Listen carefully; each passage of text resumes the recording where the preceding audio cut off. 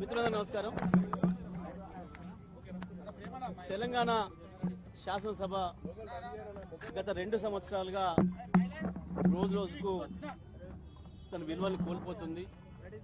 తెలంగాణ రాష్ట్రం ఏర్పడిన మొదటి రోజు నుండి కూడా గౌరవ కేసీఆర్ గారు శాసనసభను కావచ్చు, శాసన మండలి కావచ్చు, సభల యొక్క గౌరవాన్ని వాటి యొక్క ఉన్నతిని పెంచే పద్ధతుల్లో అద్భుతంగా సమావేశాలు నిర్వహించడానికి ఫ్లోర్ లీడర్గా వారు చేసే కృషి అందరికీ కూడా తెలుసు.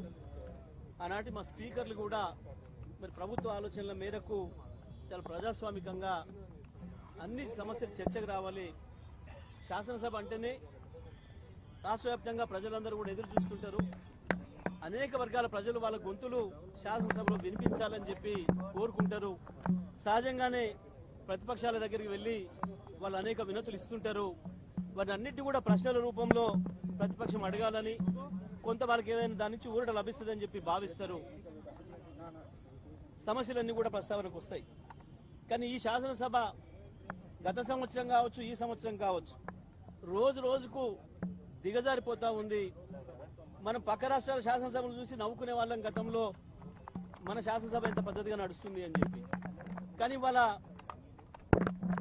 ప్రతిపక్షం గొంతు నొక్కుతూ అధికార పక్షం పూర్తి స్థాయిలో దాడి చేస్తూ ఒక నిరంకుశమైన పద్ధతుల్లో సభను నడిపించడానికి ప్రయత్నం చేస్తూ ఉంది.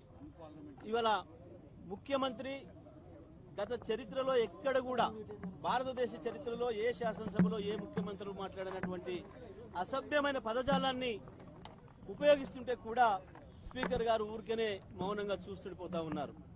గత సభలో కావచ్చు, చివరికి విలేకరుల గురించి శాసనసభలో ముఖ్యమంత్రి మాట్లాడిన అసహ్యకరమైన భాషను కూడా కనీసం ఖండించలేకపోయాడు స్పీకర్ గారు, దాన్ని తొలగించలేకపోయాడు.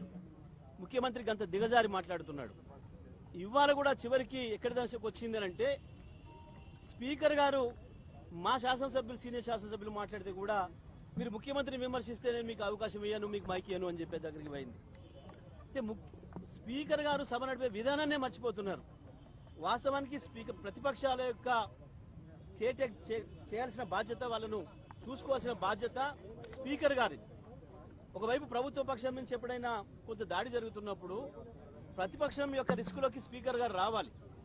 సభలో మిగతా సభ్యుల హక్కులను కూడా కాపాడాల్సిన బాధ్యత స్పీకర్ గారిది ఉంటుంది పూర్తిగా. కానీ చాలా విచిత్రంగా ఇవాళ మా వైపు నుంచి ఎటువంటి ప్రొవొకేషన్ లేదు. క్వశ్చన్ అవర్ అనేది పెడితే చరిత్రలో ఎప్పుడు కూడా లేదు ఇప్పటి వరకు. మొత్తం శాసనసభ రికార్డులు తీయండి, ఆంధ్రప్రదేశ్ చరిత్రలో కావచ్చు, తెలంగాణ ఏర్పడిన తర్వాత ఒకే క్వశ్చన్ మీద 2 గంటలు మాట్లాడడం అనేది, క్వశ్చన్ అనేది ఒక ప్రశ్న, దానికి ఒక ఆన్సర్, ఒక వాక్యం 2 వాక్యాలు లేదా ఒక 5-6 వాక్యాలలో అయిపోతుంది. కానీ క్వశ్చన్ అవర్ పేరు చెప్పి ముఖ్యమంత్రి తన చెత్తనంతా వాగి మూసి కంపనంతా తీసుకొచ్చి తన నోటి ద్వారా ఇవాళ అసెంబ్లీలో వదిలి మా సీనియర్ లీడర్లు, ఇవాళ మా ఉపనాయకులు శాసనసభలో హరీష్ రావు గారు కూడా ఆ చర్చలో ఇన్వాల్వ్ అయ్యి వారు కూడా ఒక 3 ప్రశ్నలు వేసింది. చాలా పద్ధతిగా మొత్తం కూడా చూసింది, దేశమంతా కూడా చూసింది, ప్రజలందరూ కూడా చూసింది. ఒక ప్రధానమైన ప్రతిపక్షంగా ఇంత బాధ్యతాయుతంగా మేము ఒక ప్రశ్నలు అడిగినాము ప్రజల తరఫున. మేము ప్రజల తరఫున ఉంటాం, మేము మిగతా కార్యక్రమాలు మీరు చేసుకోండి, కానీ పేద ప్రజల ఇండ్లు కూలగొడితే మాత్రం మేము వాళ్ళ వెంట ఉంటామని చెప్పి చాలా స్పష్టంగా చెప్పిన మా పాలసీ. ఆ తర్వాత ముఖ్యమంత్రి ఇష్టం వచ్చినట్టు దాడి చేసేసి మాకు అవకాశం ఇవ్వకుండా ఇంకొక ప్రతిపక్షానికి అవకాశం ఇచ్చేసేసి మూసేస్తున్నప్పుడు మేము మా రెండవ శాసనసభ్యురాలు మా ఇంకో ఉపనాయకురాలు సబితా ఇంద్రారెడ్డి గారికి అవకాశం వస్తే వారు మూసి ప్రస్తావన తేగానే స్పీకర్ గారు మైక్ కట్ చేస్తారు. సునీతా లక్ష్మారెడ్డి గారికి అవకాశం ఇచ్చి వారు మాట మొదలు పెట్టే ముందే మళ్ళీ కట్ చేసిండ్రు. మా ఇంకో డిప్యూటీ లీడర్ గారు తలసాని శ్రీనివాస్ యాదవ్ గారు సీనియర్ నాయకులు వారు మాట్లాడి ఇది పద్ధతి కాదు, శాసనసభను ఇట్లా నడిపితే ఎట్లా, మా సభ్యులు ఒక్క మాట కూడా అనలేదు, ముఖ్యమంత్రి గారు వారి ఇష్టం వచ్చిన పద్ధతుల్లో మాట్లాడినరు, ఇది సరైనది కాదు అని చెప్పి వారు మాట్లాడుతుంటే వారు మైక్ కట్ చేసారు. చివరికి మళ్ళీ మేమందరం డిమాండ్ చేస్తే హరీష్ రావు గారికి మైక్ ఇచ్చి దాన్ని కూడా కట్ చేసేసి మీరు ముఖ్యమంత్రిని విమర్శ చేస్తే నేను మైక్ ఇవ్వను అని చెప్పి మాట్లాడితే అసలు ఇది మన ప్రజాస్వామ్యమేనా, సభనట్టు విధానమేనా? ఇది ముఖ్యమంత్రిని విమర్శించకపోతే ముఖ్యమంత్రిని డబ్బా కొట్టడానికి వస్తుందా ప్రతిపక్షం ఎక్కడన్నా? ప్రతిపక్షానికి స్పీకర్ గారు నిర్దేశిస్తాడా ఏం మాట్లాడాలో? ముఖ్యమంత్రిని పొగుడుతూ మాట్లాడమని స్పీకర్ గారు రాసిచ్చింది చదవడానికి వస్తుందా సభకి ఎక్కడైనా ఎవరైనా ప్రతిపక్షం? కనీస విలువలు లేకుండా, కనీస సాంప్రదాయాలు తెలియకుండా, సభను నడిపే విధానమే లేకుండా, ఇవాళ ఒక నిబంధనలు అనేవి లేకుండా ఇష్టరాజ్యంగా స్పీకర్ గారు సభను ఏదైతే నడుపుతున్నారో మేము ఆ స్పీకర్ గారి వైఖరికి నిరసనగా, ఇవాళ ముఖ్యమంత్రి మాట్లాడిన ఆ ఘోరమైన భాషకు నిరసనగా, ఆయన కంపు భాషకు నిరసనగా మేము ఈరోజు సభను బైకాట్ చేసి రావడం జరిగింది. తప్పకుండా ఈ పద్ధతి ఇలాగే కొనసాగితే సభను ముఖ్యమంత్రి స్పీకర్ గారు ఒకరే నడుపుకోవాల్సి వస్తుంది తప్ప మిగతా వాళ్ళు రారు. ఇది ప్రజాస్వామ్యంలో జరగాల్సిన విధానం కాదు. ఇప్పటివరకు భారతదేశంలో ఏ సభ చరిత్రలో కూడా ఈ రకంగా ఒక స్పీకర్ రూలింగ్ ఇచ్చే పద్ధతి ఉండదు. ముఖ్యమంత్రి గారిని పొగడండి, మీరు ముఖ్యమంత్రిని విమర్శిస్తే నేను అవకాశం ఇవ్వమని చెప్పడానికి స్పీకర్ గారికి అటువంటి అవకాశమే లేదు, ఏ నిబంధనలలో కూడా లేదు. కానీ నిబంధనలు ఏమీ లేవు, మా ఇష్టం వచ్చి నడుపుతాం, మేము ఏం చెప్తే కదా ఇక్కడ అని అనుకుంటే మాత్రం కరెక్ట్ కాదు. స్పీకర్ గారు కూడా నిబంధనలే ఉంటాయి, శాసనసభ నడపడానికి నిబంధనలు ఉంటాయి, తప్పకుండా నిబంధనల ప్రకారమే నడవాలి. సభలో అందరి సభ్యులకు సమాన హక్కులు ఉంటాయి, వాళ్ళ హక్కుల్ని కాపాడాల్సిన బాధ్యత మాత్రమే స్పీకర్ గారికి ఉంటుంది. ఈ విషయాలు కూడా మర్చిపోయి ఏకపక్షంగా ప్రభుత్వానికి సపోర్ట్ చేస్తూ ఏదైతే స్పీకర్ గారు ఇవాళటువంటి మాటలు మాట్లాడినరో మేము దాని నిరసనగానే మేము ఈ రోజు సభను బాయ్కాట్ చేసి రావడం జరిగింది.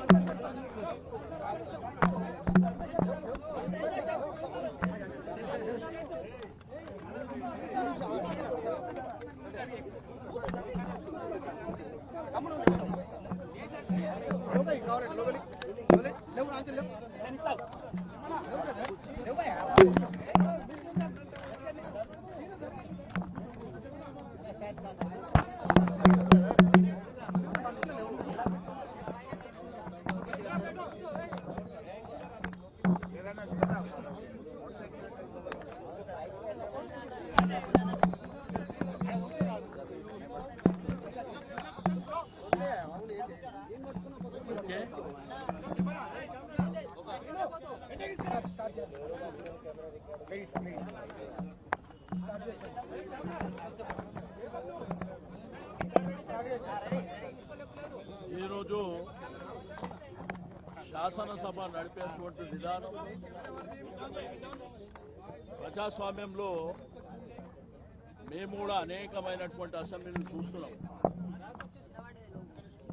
కానీ ప్రజాస్వామ్యంలో అసెంబ్లీలో శాసనసభలో అధికార పక్షానికి ఎంతైతే హక్కు ఉంటుందో ప్రతిపక్షాలకు కానివ్వండి, అందులో సభ్యుడైన ప్రతి ఒక్కరు కూడా అంతే సమాన హక్కు ఉంటుంది. కానీ గడిచిన 2 సంవత్సరాల నుంచి ఈ శాసనసభ నడవడిక పద్ధతులు చూసేవాళ్ళు ప్రజలు కూడా అసహించుకునేటువంటి పరిస్థితి. ఇప్పుడు ఈరోజు ఒక క్వశ్చన్ అవర్ మూసి పునరుద్ధరణ కింద ఒక క్వశ్చన్ అవర్ వచ్చింది. ఆ క్వశ్చన్ మీద డిస్కషన్ జరుగుతున్నటువంటి సందర్భంలో ముఖ్యమంత్రి గారు మామూలుగా శాసనసభలో క్వశ్చన్ అవర్ అంటే 1 గంట పాటు ఒక 7-8 క్వశ్చన్స్ ఉంటాయి, మనందరికీ తెలుసు. ఆ క్వశ్చన్ మీద మరి అందరు సభ్యులు వాళ్ళు ప్రభుత్వానికి కొన్ని సూచనలు చేశారు. దాంట్లో మా పార్టీ ఉపనాయకుడు హరీష్ రావు గారు కూడా సూచనలు చేశారు.